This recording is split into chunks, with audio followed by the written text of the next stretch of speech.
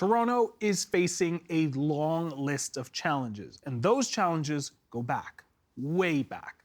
But experts say it's not too late to change course and revitalize the city.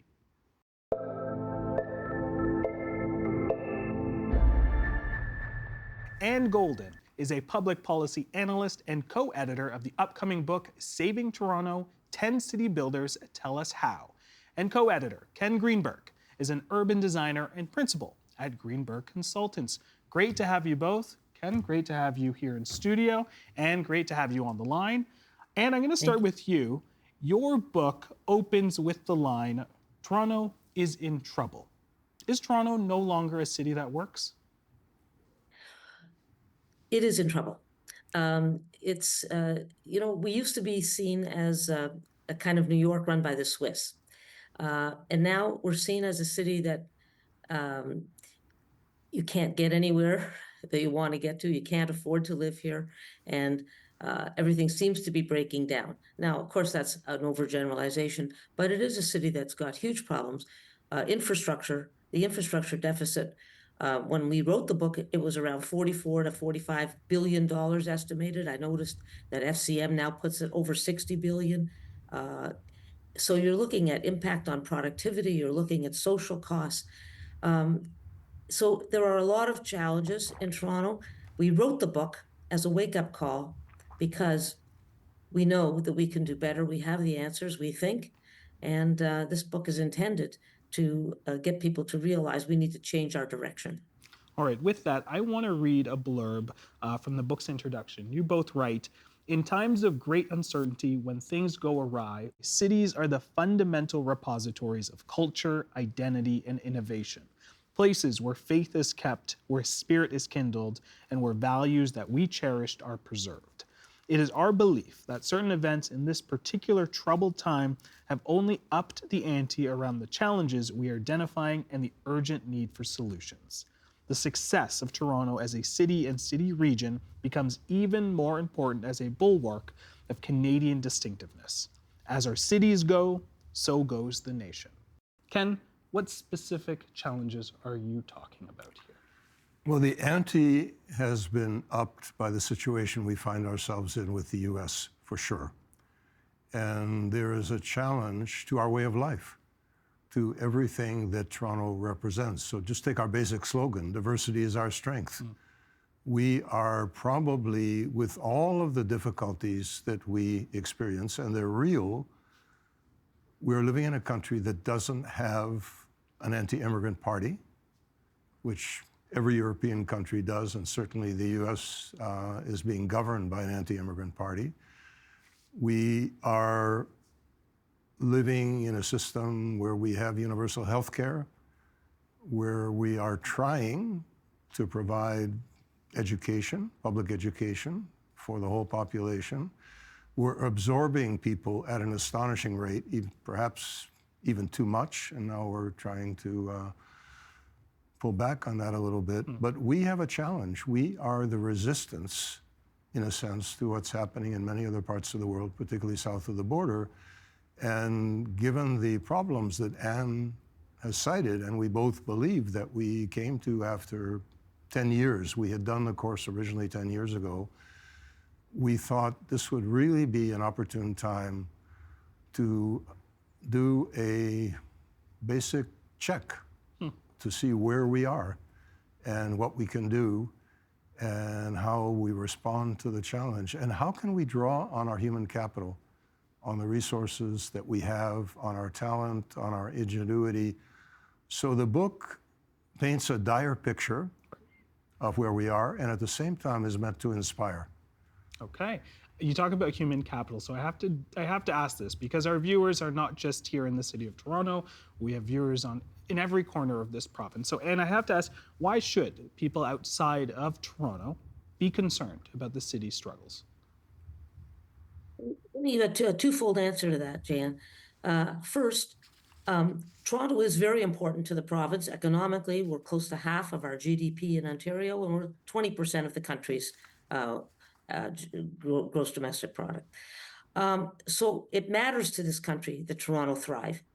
But also, the issues that we're describing reliance on urban sprawl as a way to manage growth, neglecting our infrastructure to the point that we actually, right now, the way we're financed and the way we're governed, have no capacity to actually close that gap. The challenges in all of the services, we can't provide the services because partly how we're structured, partly how we're governed, partly because of the physical architecture. It applies to all cities in Canada, more so to the larger cities in some ways, but not. I spend a lot of my time up in Barrie, and I've spoken there too. They have the same challenges, and they're related to governance, finance, and above all, in my view, land use and transportation planning and the failure to integrate the two. And I want to stick with you. I want to get a better sense of how we got here. As you mentioned, you paint a sort of a dire picture here with the rest of the contributors. Did it start with the megacity? How far do we need to go back before we start kind of finding the kind of, points of pain? It's a good question. And the megacity, for sure, was a major problem. That was done shortly after I had the opportunity to do the report on the future governance of Toronto, and it went in the exact opposite direction. So it's not the only reason. For sure, I'll start with this point that Toronto is the fastest growing city in North America and has been for a few years, certainly the last 2 years. Not counting, actually the fastest growing city in North America. How do we manage growth? We manage growth by sprawl, not by building within existing urban borders, even though there's room both for employment growth and for people to live. So by doing that, we're creating a system that cities that we can't support. The problem with megacity was that it was both too big and too small. It was too big to be accountable to the people who live there, and at the same time, it's too small to do the regional planning for the environment, for land use and transportation planning, and for, I would say, services in particular, like policing. So it's the wrong size, and so what you have is a province now stepping in and micromanaging. And that is the main problem right now. Most of the issues that we're dealing with today stem from A, the governance, B, the finance that we're cap in hand always to the levels of government with no growth source of revenue of our own. And thirdly, that we have now eliminated, the current government has eliminated all of the smart planning policies of the McGuinty government, which in fact was moving us in the right direction and was much praised for that. But now all of that is gone. And so we've got a lot of work to do. But as Ken says, we have the energy, talent, and ideas to do it if there was the willingness. And that's our hope, that this will contribute to the change in the climate of opinion, both for the public and for politicians. Let's pick up on the idea of micromanaging. I hope I don't get the phrase wrong here, but it's the feds who have the money, the provinces that have the power, and the cities that have the problems. Help us understand, Ken, why do Canadian cities, need more autonomy? There's a concept called subsidiarity, and it means you take decision-making down to the lowest competent level. And of course, we live in a system where we have multiple layers. We have municipal, we have provincial, we have federal. They all have different roles. And I think what's been happening now is our provincial government with Premier Ford really would like to make itself the mayor of Toronto and the mayor of every city in the province and reach down and make decisions that local communities should be able to make. So cutting the council in half in the middle of an election, for example, was an extreme example.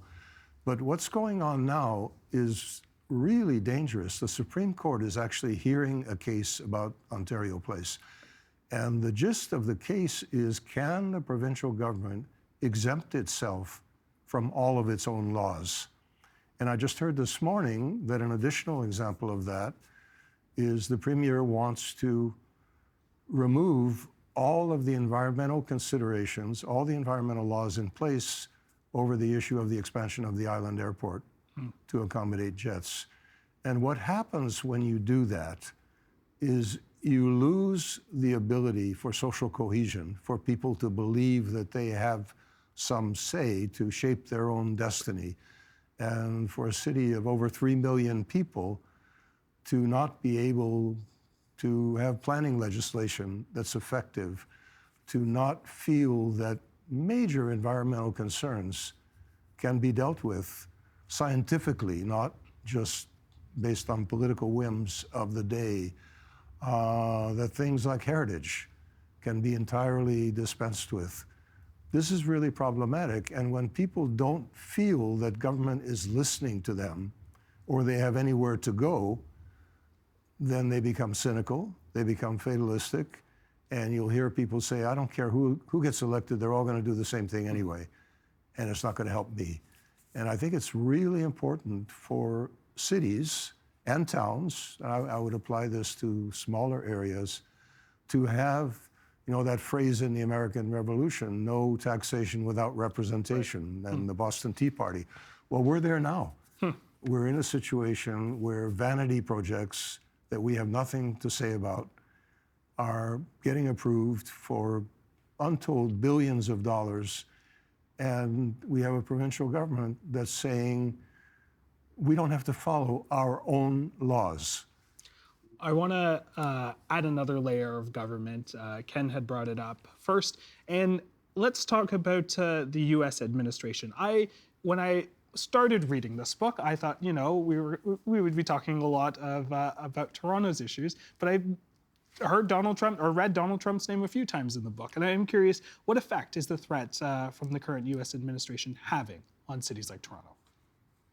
Well, in terms of the culture and the kinds of decisions that are being made, I just want to build on one point. Ken is absolutely right. It undermines trust. Without trust, people cannot work together to make decisions, and that's absolutely critical.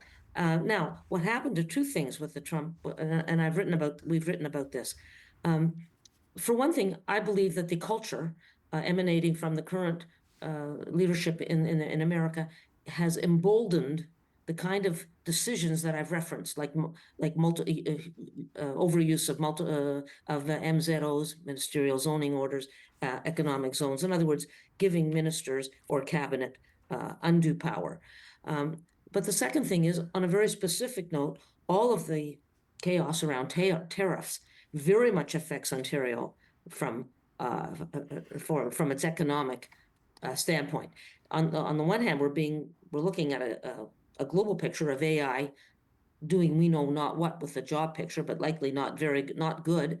And at the same time, you've got tariffs really hurting business, and in particular small businesses, which are the dominant form of business.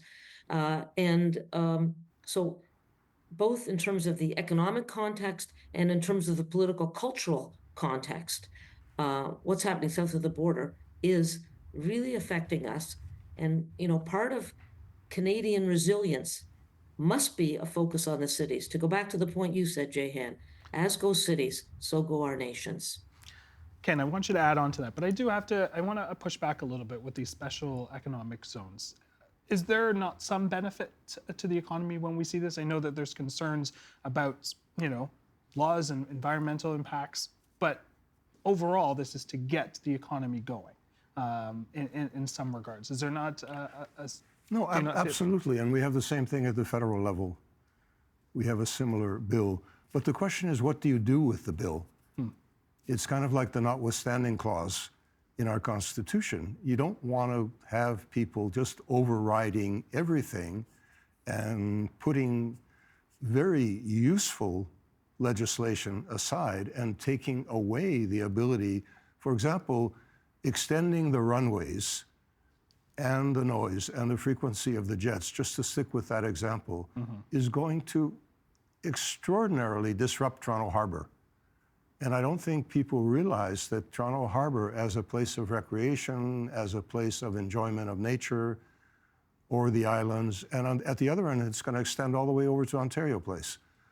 So there should be an opportunity for people to see what is being proposed and to look at issues like the impact on the environment. And the same applies, for example, in northern communities in Ontario. Right. Yes, Ring of Fire perhaps, but you want to understand what the implications will be. So these things, the pendulum can swing way too far. But I want to add to Anne's point, when we started writing this book, Trump 2.0 hadn't happened. Right. And we were merrily going along looking at Toronto through a somewhat secure lens, in the sense that, we had sovereignty over our city. And then all of a sudden, it wasn't just Canada that was being threatened, it was Toronto. It was a city that was being threatened in so many ways. And one of the origins of our problem, and I find we have to keep relating this to geopolitics, is that we were so reliant on the US as a reliable partner in all kinds of areas. So, for example, all kinds of companies in Toronto were not making the innovations. They were not seeking relationships around the world, which we're doing now. They were not promoting local talent, and whether it was in the arts or culture or in business. And now we are being forced, like it or not, and I think it's actually a good thing. I think the curtain has been pulled aside. We know what the reality is, and this can incentivize us to look to ourselves in a much more profound way. So that theme kind of crept into the book, and once in there, you couldn't not see it. All right, I want to change gears a little bit. I want to talk about, you bring up the curtains. You write in your chapter this lovely scene at Regent Park, a film festival. And I want to talk a little bit about some of the wins that the City of Toronto has gotten so far. So Ken, I'm going to stick with you. What recent projects in Toronto give you hope towards a positive change in the city? So I'm going to take one project where every one of the 8 themes, and by the way, we chose the smartest people we could find who knew far more than we did about all these subjects. That was the whole premise of the book. Every one of the 8 themes works together. And that's Oakland, Minising, and Bidasige Park in the Portlands. So governance. You have the 3 levels of government collaborating for over 20 years with changes of administration at every level. Funding. This project was well funded from the start and has come in on time and on budget and has continued to get additional funding. Environment. It's making a huge contribution to flood mitigation and to creating a green area in the heart of the city. Housing, mixed income housing, mobility, social cohesion. It touches all the bases. And what it demonstrates, and that was one of the reasons I brought it up in the last chapter, we know how to do this. We know how to do it as well as anybody in the world when we put our minds to it and when we have the right resources. Ken, Anne, we're going to have to leave it there. I really appreciate your insights on this. Hopefully, Toronto can learn a few things from this book. So I really appreciate it. Thank you. Thanks very much.